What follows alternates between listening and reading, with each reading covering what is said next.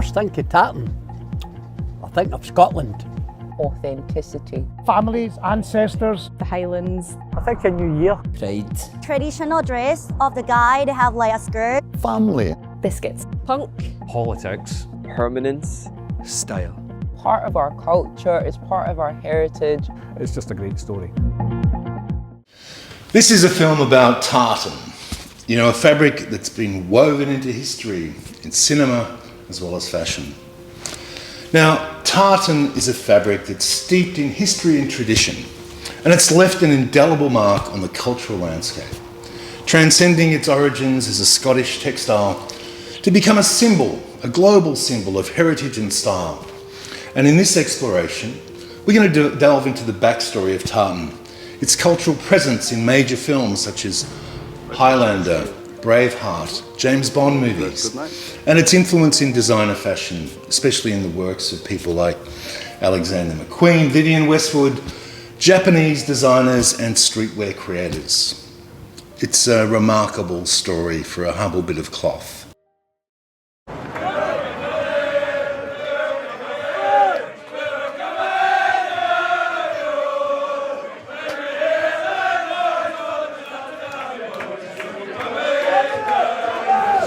Now, the origins of tartan are deeply rooted in the annals of Scottish history, stretching back over 2 millennia.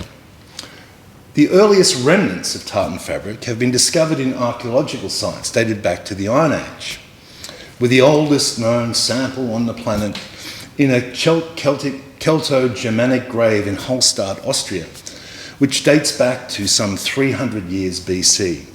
Now, these were early tartans. They were simple checks and stripes woven with natural colours available in the local environment. No one really knows what the first tartan was, and frankly, the first tartan probably wasn't in Scotland. That said, mills and dye houses in in a particular region would use, yes, you're correct, the local plants to dye the yarn, the wool, and make it into specific colors.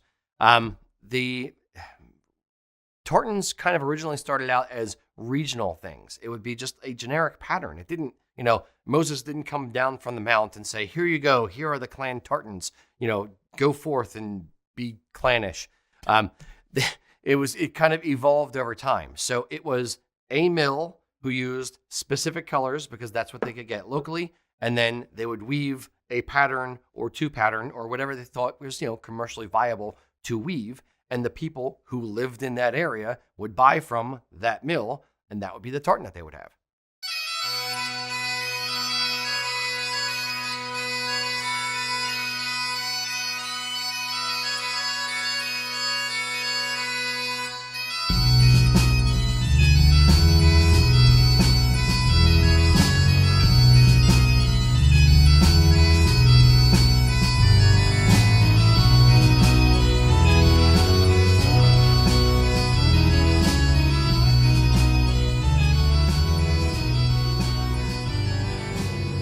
The first way of putting it on is the most common one you see in demonstrations of the plaid, so I'll call it the classic method.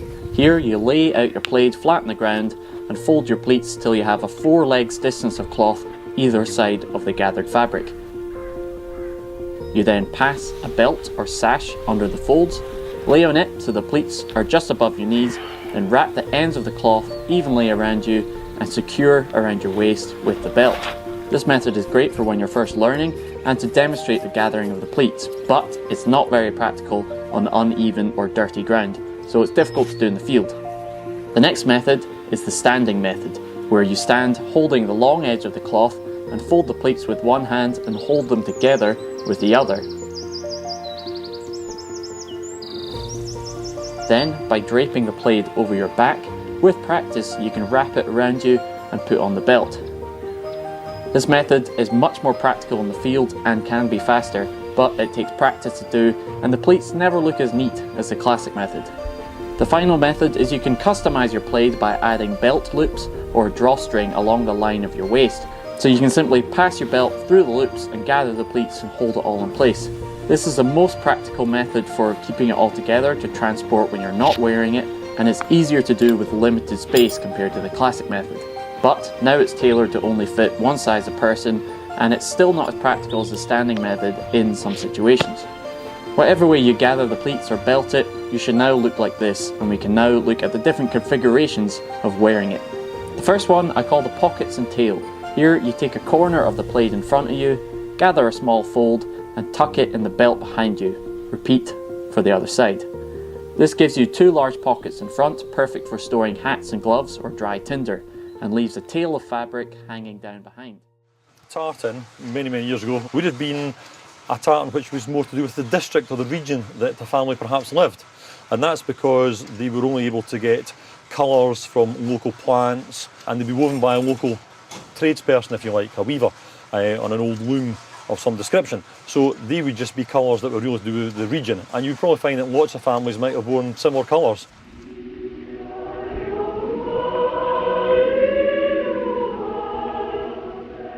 Ancient tartans had nothing to do with clans.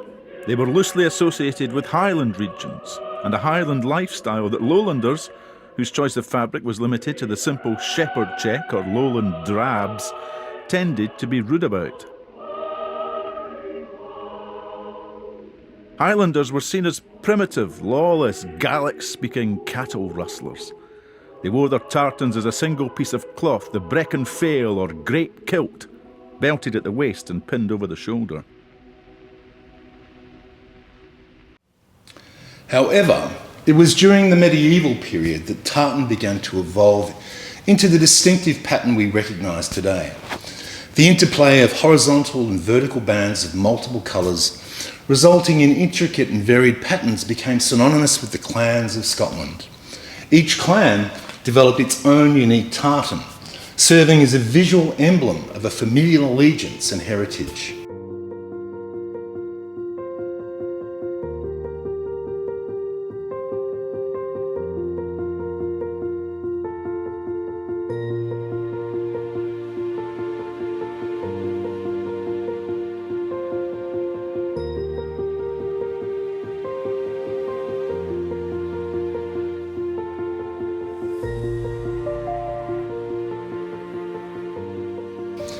This was just not clothing. The fabric's significance extended way beyond mere aesthetics, as it played a pivotal role in shaping the social fabric of Scottish society, serving as a marker of kinship, identity, and the status within the clan structure. Tartan hasn't always been as popular as it is now. Following the Jacobite rebellions of the 18th century, anti-Scottish sentiment swept across England. After the defeat of Charles Edward Stuart, Parliament feared another bloody rebellion was just a matter of time, so they took action to limit the influence of various groups across Scotland, especially the Highland clans. The display of rallying symbols of Jacobitism were outlawed. The most famous of the so-called prescriptions was the Dress Act of 1746. This is the law that forbade the wearing of traditional Highland wear across Scotland. The goal was to weaken Scottish cultural identity, which of course at the time was more of a Highland thing. These measures lasted for about 40 years, and they were difficult to enforce in rural areas, but they did have an effect. Traditional Highland wear, including the kilt, largely fell out of fashion. However, tartan never really died, it was just waiting for a chance to return. Now, there's nothing more evil than an enemy that you're afraid of. Conversely, there's nothing more romantic than an enemy whom you have defeated, especially if you feel a little guilty about winning. It's a pattern you see throughout history, from ancient Rome to the American West. In the young but rapidly expanding Empire of Britain, this pattern applied to the Scots. By the late 1700s, the empire needed troops and working men more than ever, and the new middle class and the smart nobility set developed a fascination with Scotland. The landscape that they could now explore on holiday, the old quaint customs, the tragic romance of a primitive warrior people, and of course tartan. All this was part of an international zeitgeist that we now call Romanticism. It was an artistic, literary, and intellectual movement that rejected the stiff rationalism of the Enlightenment. Fueled by nostalgia, medieval history, and nature, Romanticism emphasized individualistic, nationalistic, and emotional responses to life. Think Rousseau, Lord Byron, and Beethoven. And that background brings us to this man, Walter Scott. Born in 1771, Scott was an avid lover of Scottish history and culture, and a true romantic. Despite being formally trained as a lawyer, his real passion was writing, and he would go on to pen a series of novels and epic poems that brought a powerful romantic view of Scottish history to life. Scott became an international sensation. He was even offered the position of British Poet Laureate at one point, though he did decline. Now, Scott was not just in this for the fantasy or for profit. He was part of an intelligentsia that truly desired Scotland's return to greatness. And to do that, these men needed to establish a national identity, one rooted in the past but also energized by the current day. Scott was a leader and the chief propagandist of this movement. His crowning achievement was formally reintroducing Scotland to the rest of Britain through a royal visit. In 1822, he was able to use his popularity to convince King George IV to visit Scotland, and this was absolutely momentous. You see, this was the first time in nearly 170 years that any British monarch had traveled to Scotland. It was political theater like never seen before. Ostensibly, the visit was intended to boost the popularity of a deeply unpopular king in a region where relations had been deteriorating for decades. In reality, the visit was part of a plan by Parliament to distract the king while they handled post-Napoleonic negotiations at the Congress of Verona. George was a bit of an embarrassment. Walter Scott, now Sir Walter Scott, Baron of Abbotsford, managed much of the pomp and circumstance for the event, often giving advice to the king and planning key parts of the ceremonies and festivities himself. One result was that he convinced George to wear the proper Highland dress during his visit, or as Scott liked to put it, the garb of the old Gaul. And of course, if the king was wearing a tartan kilt, you, as a Scottish elite, had better wear one too. Suddenly, everyone needed Highland dress, and every clan chief needed a tartan, whether his family had ever used one or designated one or not. The visit, in short, was a massive success, and turned interest in Scottish culture into a veritable bonfire. The so-called tartan craze had truly arrived.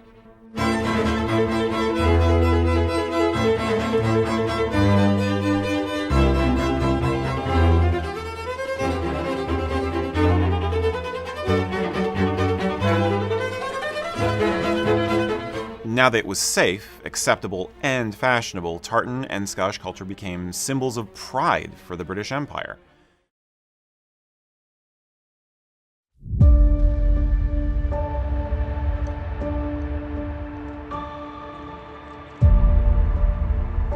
God willing, a family. So you want me to marry you then? Well, that's a bit sudden, but all right. Is that what you call a proposal? I want a home and children. It's all for nothing if you don't have freedom. Fight and to die for you. Stand up, man, I'm not the Pope. He was willing to give his life. What if you don't come back to us?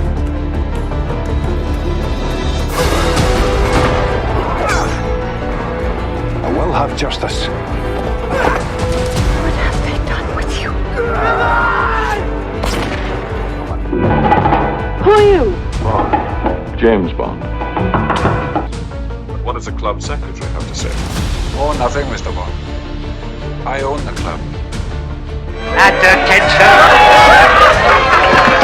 As does the part that lies between her left toe and her right toe. We have a king to wear it. I inaugurate you, Robert Bruce. God bless. Your Majesty, I present my heir and scion, who defended our land from the northern invaders and, with his own sword, stabbed Bloodhound. Good Majesty, I present my eldest son, who scuttled the Viking longships and with his bare hands vanquished 2,000 foes. Picture and then out of that picture was life. The answer to that photo comes pretty quick here. There's all of these things that end up. So let's go to the silver screen. You may remember the movie Blood Brothers with Will Ferrell. Highlander, best movie ever. Tartan's cultural presence in major films is probably exemplified by the prominent role in the 1986 cult Highlander, directed by Australian Russell Mulcahy. And the film follows the immortal Scottish swordsman Conor MacLeod, played by Christopher Lambert, as he navigates through centuries of history, fighting off against other immortals in a quest for a mythical prize. The film's visual aesthetic is heavily steeped in Scottish heritage, with tartan kilts, plaids, traditional Highland dress, serving as potent symbols of both the protagonist's identity and the romanticised portrayal of Scottish history.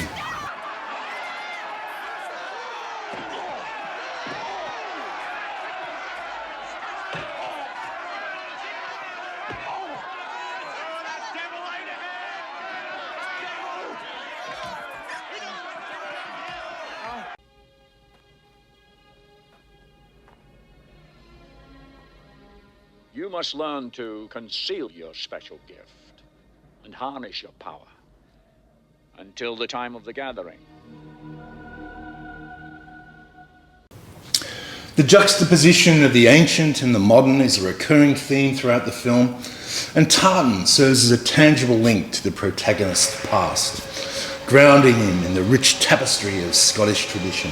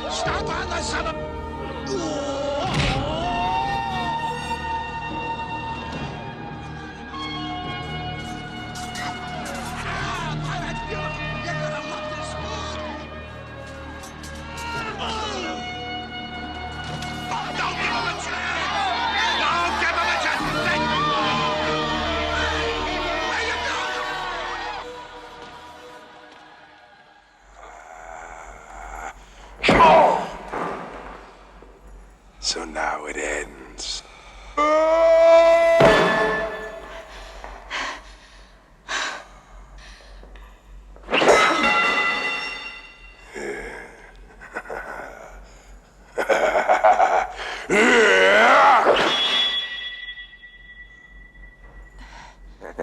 What kept you?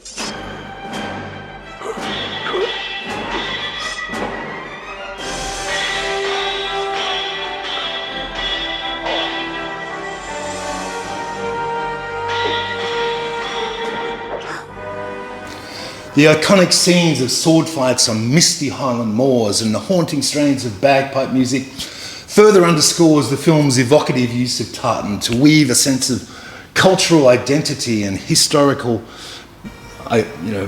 worlds.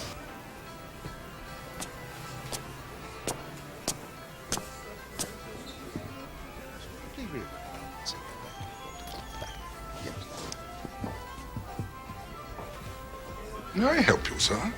I would like a suit of clothes. And why not, indeed? We are the oldest gentleman's tailor in Scotland.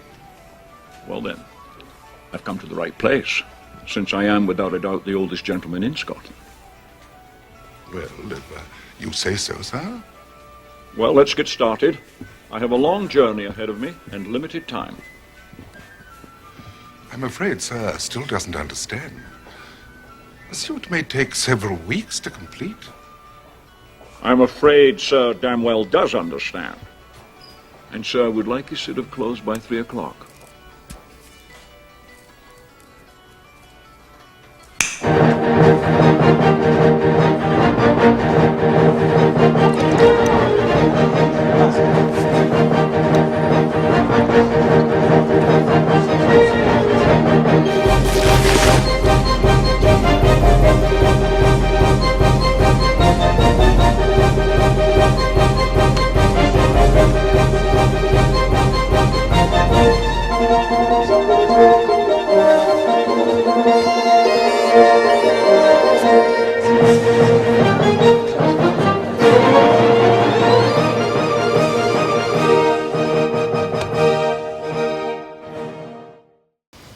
then we have Braveheart, good old Mel Gibson's little epic, won an Academy Award, and it features prominently Tartan and Scottish culture.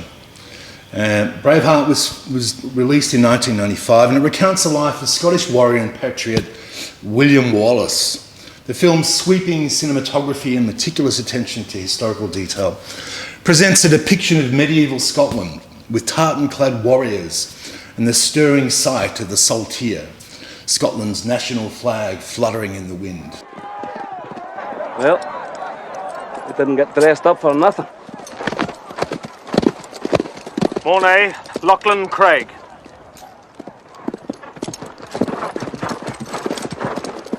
Here are the King's terms. Lead this army off the field, and he will give you each estates in Yorkshire, including hereditary title, from which you will pay him an annual duty. I have an offer for you. Cheltenham, this is William Wallace. From which you will pay the king an annual duty. I said I have an offer for you. You disrespect your banner of truce. From his king? Absolutely. Here are Scotland's terms.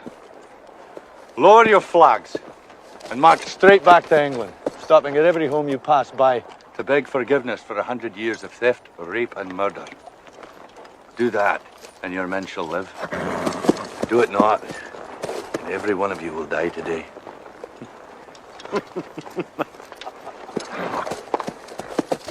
Tartan serves as a visual motif that underscores the characters' unwavering commitment to their homeland and their struggle for independence.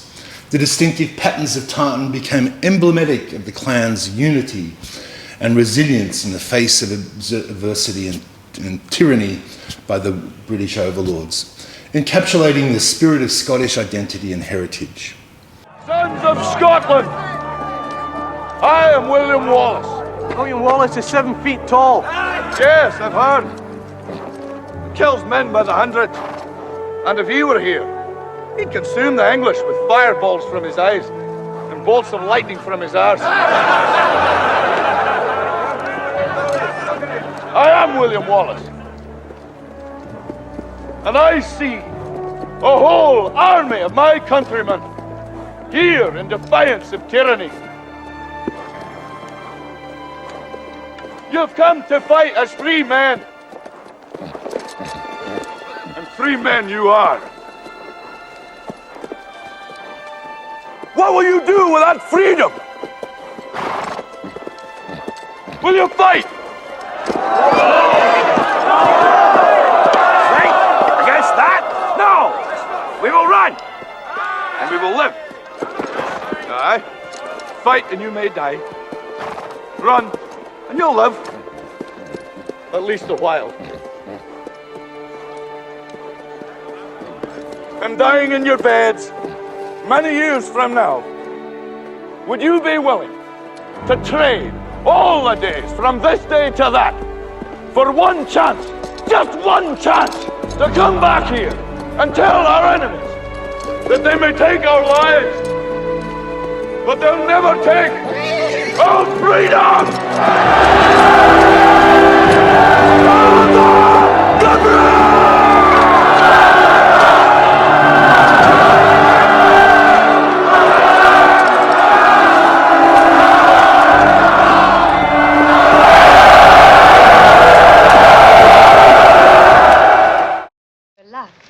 Mr.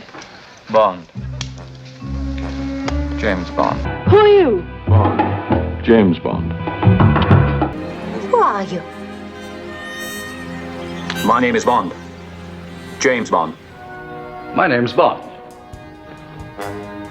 James Bond. My name is Bond. James Bond. Bond. James Bond. My name is Bond. James Bond. Can I help you? Yes, my name is Bond. James Bond. My name is Bond. James Bond. The name is Bond. James Bond. My real name is Bond. James Bond. You must take my word for it. The name's Bond. James Bond. Bond. James Bond. Bond. James Bond. The name's Bond.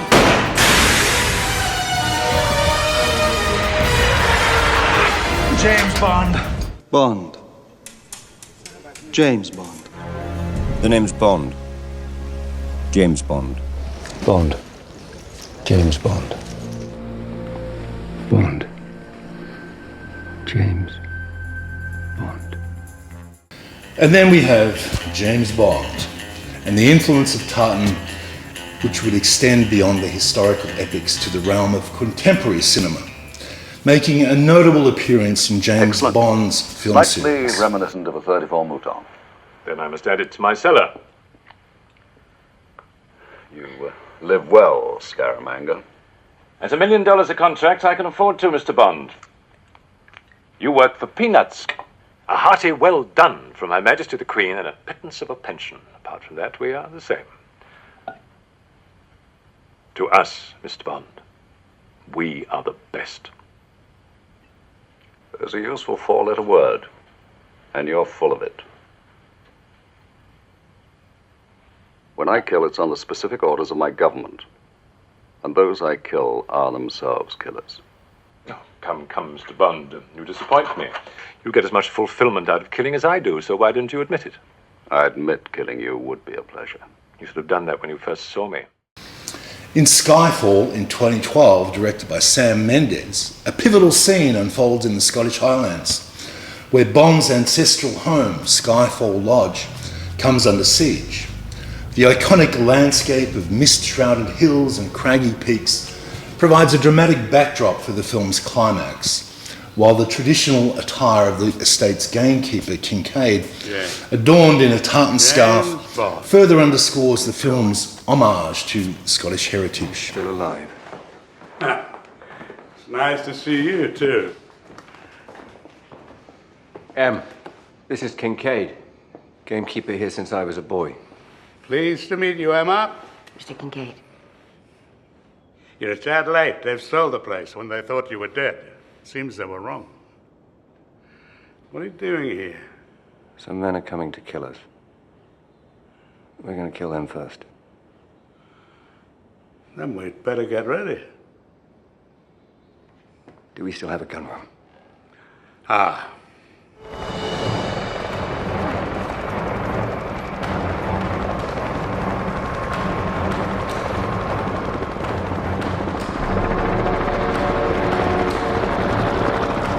Come on.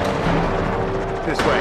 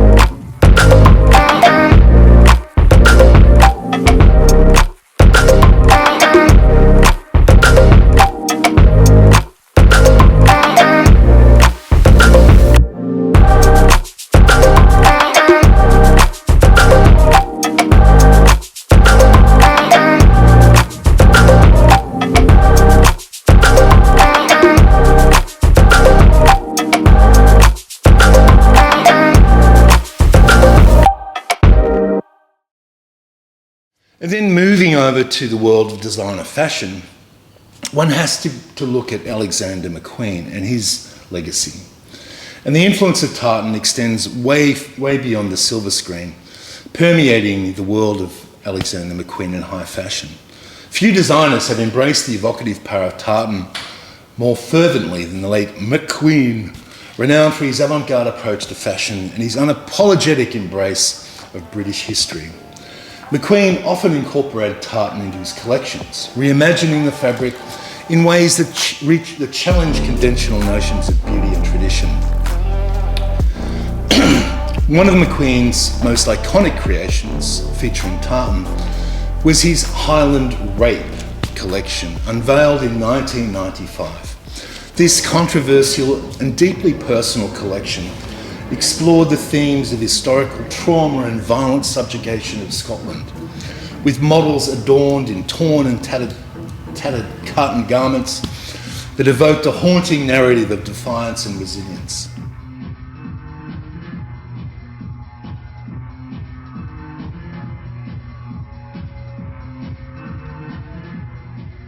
I was very close to my oldest sister, who was badly beaten up by her husband. And when you're 8 years old and you're seeing your sister strangled by her husband, who's now dead, thank God, you know, all you want to do is make women look stronger.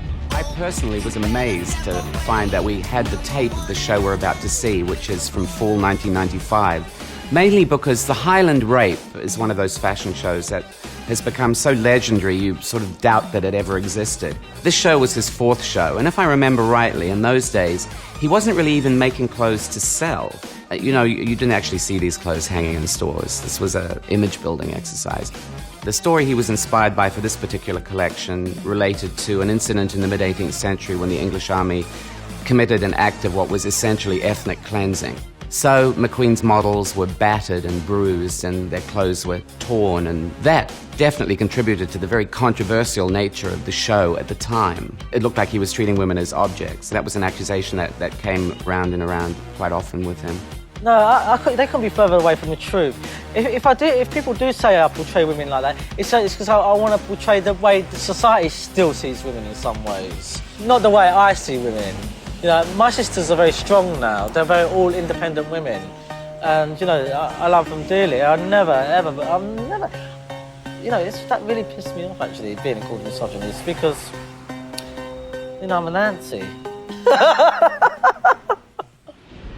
This show was probably the one, actually, that brought him to the world's attention, partly for the controversy, but also for how fully realized it was. His signatures are here, the incredibly precise tailoring, the very defined silhouettes. He knew how to create looks of extreme beauty, as well as looks that disturbed you and haunted your dreams. But here, for example, we see the bumpster, the very low-cut trousers that were an early signature for him, that went on to become a kind of fashion statement for other people. I do have a very aesthetically challenged mind. You know, there's always a statement behind anything, but like I said before, my clothes don't come with a notepad on why this jacket looks like it does. At the end of the day, it's a jacket, but the show has got meaning behind it, but that's kind of personal to me, really. You can go back to these shows, this is 20 years old, this show almost, and still feel the force. And actually, I don't think that the power of these shows will ever diminish. If anything, they will get stronger and stronger. And anyone who was lucky enough to see the McQueen exhibition at the Metropolitan Museum in New York, and who gets to see it as it travels around the world, will remember that the Highland Rape section in that exhibition was one of the most powerful pieces in the whole show. So it's clearly an inspiration for everyone whose path it crosses.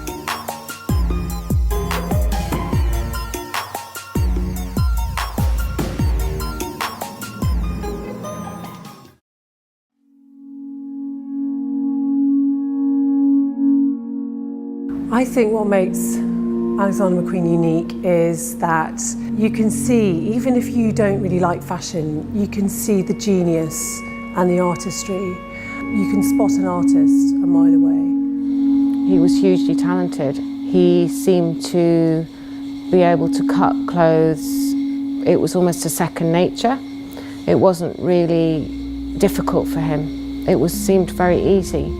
I've never really experienced that before.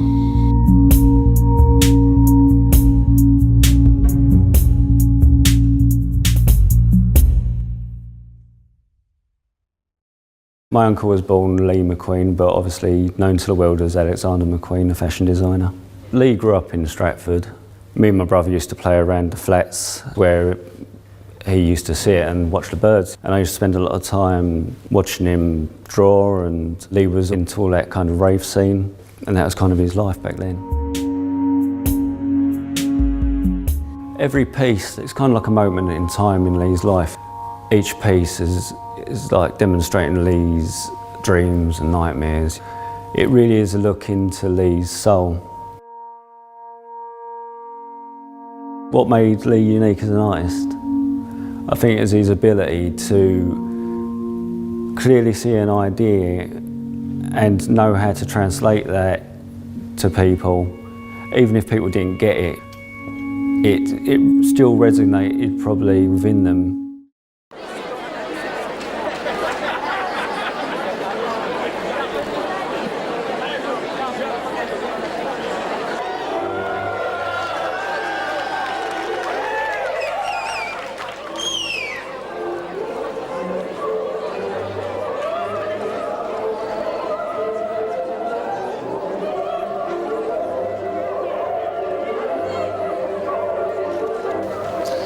And then we have the godmother of punk, Vivienne Westwood, another luminary of British fashion. Dame Vivienne Westwood has long been associated with the subversive use of tartan in her designs. Westwood's punk aesthetic, which emerged in the 1970s and continued to influence her work today until she passed, has often been intertwined with tartan, serving as a potent symbol of rebellion and countercultural expression.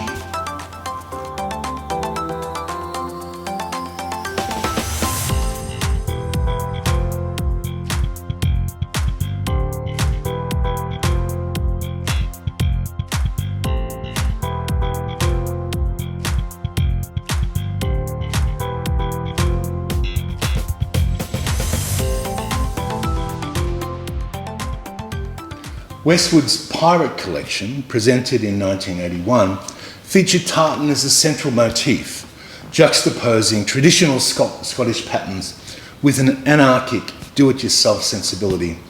This bold reinterpretation of tartan encapsulated Westwood's irreverent approach to fashion, where she would challenge norms and redefine the fabric's cultural significance.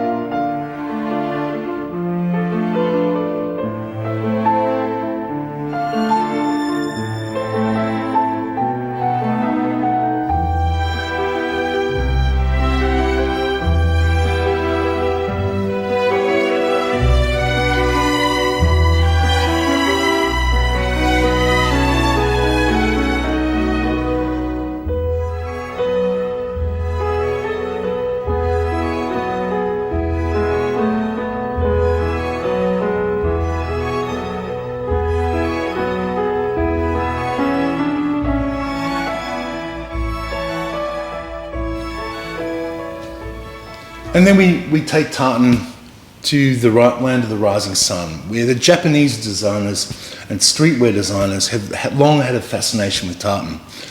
The allure of tartan to them has transcended geographical boundaries, obviously captivating these designers, many of whom are based in Japan. Japanese fashion designers have demonstrated a remarkable affinity for incorporating tartan into their creations, blending traditional Scottish motifs with a distinctly contemporary and often avant-garde sensibility. One notable example is Rei Kawakubo, the visionary behind the avant-garde label Comme des Garçons. Kawakubo's experimental approach to fashion has often included the use of tartan, subverting its traditional associations while infusing it with a sense of conceptual artistry and deconstruction.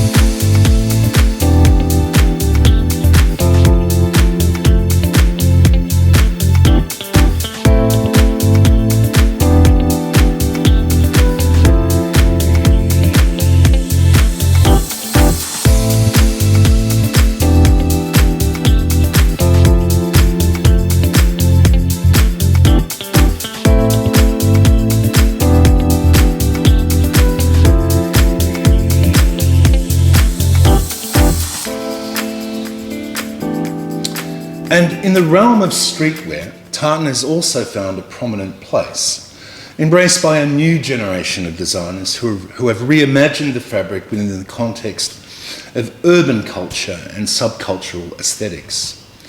Streetwear labels such as Supreme, Palace and Off-White have all incorporated tartan into their collections, blending the fabric's heritage with a contemporary streetwise edge.